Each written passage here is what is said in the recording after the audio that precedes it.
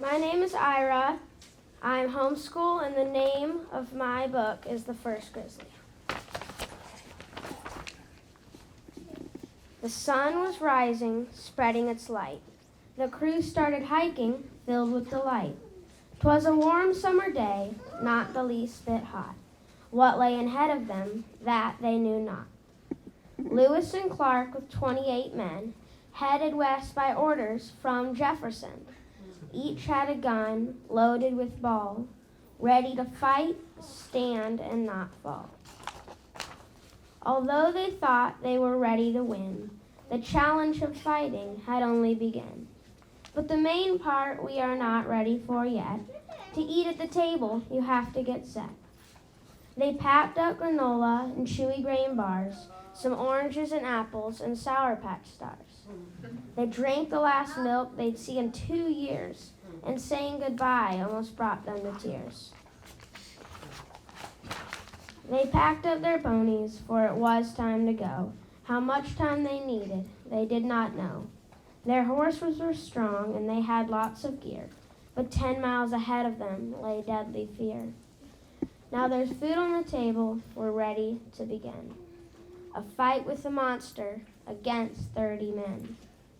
Back to the story, they had just started walking. Not too afraid, they were just talking. Suddenly something jumped in the way.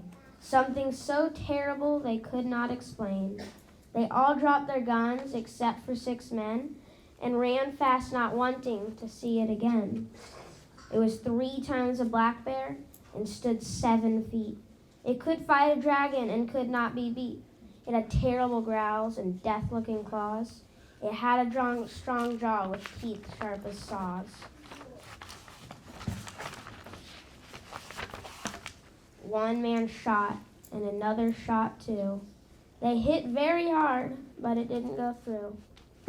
Three more bullets pierced his skin, though he kept on roaring into the wind. Finally, Lewis fired his gun. This last shot, and the crew had won. There on the sand, huge creature lay, fighting that monster, oh, what a day.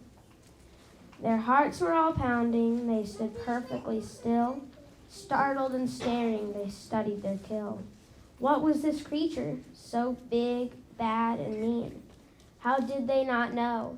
Had it ever been seen? And so they continued, step by step.